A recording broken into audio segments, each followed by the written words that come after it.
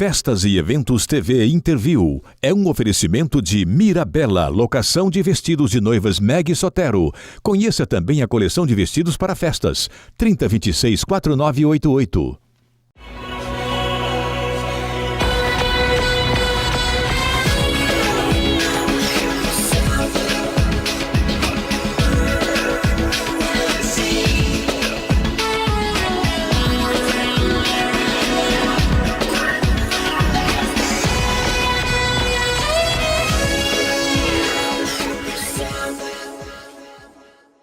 Olá, eu sou José Marques, você está no Interview do Festas e Eventos TV e hoje eu converso com a doutora Cida Arroio. Ela fundou uma associação que beneficia muitas pessoas aqui na nossa cidade. Eu gostaria de saber, doutora Cida, o que motivou você a criar a ABREC? Há muitos anos atrás, há mais de 27 anos atrás, eu como nefrologista, envolvida com os pacientes, os renais crônicos são muito carentes, 90% deles são carentes. Naquela época, nós não tínhamos SUS, né? E a condição da hemodiálise era muito nova ainda no mundo, tá? Que época que era isso? 1981, 82, por aí, entendeu?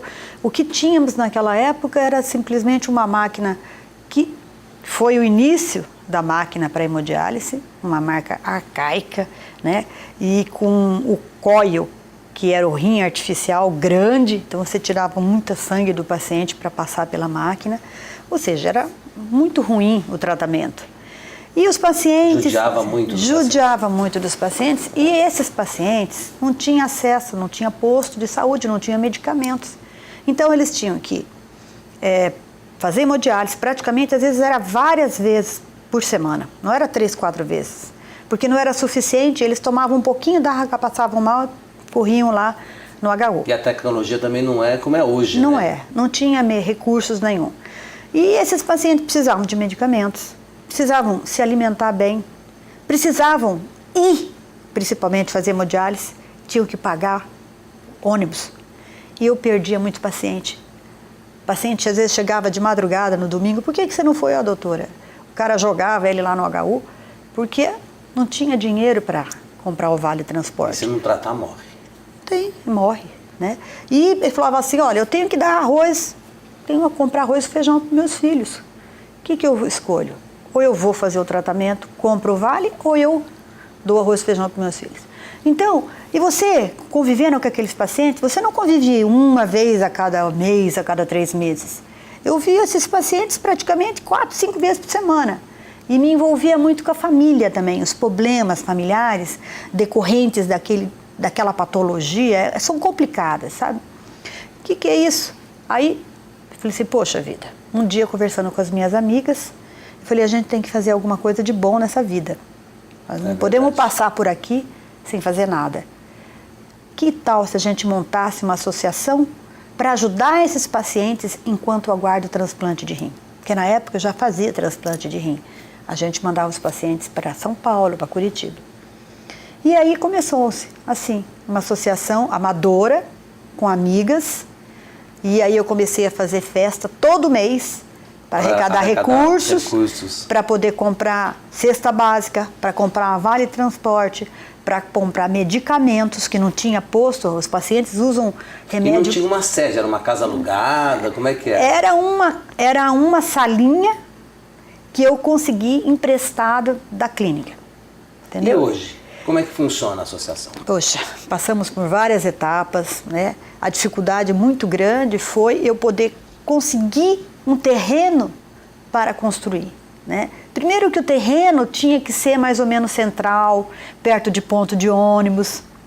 E aí, com muitas dificuldades, com ajuda, nós conseguimos ganhar um terreno do governo do estado. Depois... A luta para começar a construir... Aí foi emendas... Conseguimos emendas parlamentares para 3 emendas para a gente completar aquela sede hoje, que realmente é maravilhosa. É maravilhosa e que já está pequena, viu, Zé? Quantos profissionais participam do projeto? 15 profissionais que a gente tem, sendo Direto. Que tem alguns voluntários, né? E muitas pessoas que realmente participam assim, às vezes de forma espontânea, mas não é com muita frequência. Tá certo. Vou deixar uma pergunta no ar, doutora, para quem está lá em casa saber como percebe que se tem a doença renal, ou um familiar, ou um amigo, né? Mas só vai responder logo após o nosso intervalo. Festas e Eventos TV Interview é um oferecimento de Raviera Motors, sua concessionária BMW e Mini em Mato Grosso do Sul, 4009-7000.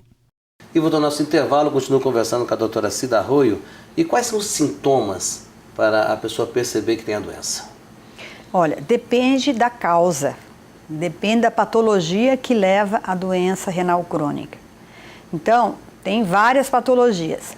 Mais frequente é o diabetes e a hipertensão, que realmente são as patologias de risco que a gente está dando muito enfoque. A diabetes não tratada e a hipertensão proporciona... Provavelmente vão evoluir com uma lesão renal que pode acabar deteriorando totalmente a função e ele precisar fazer hemodiálise.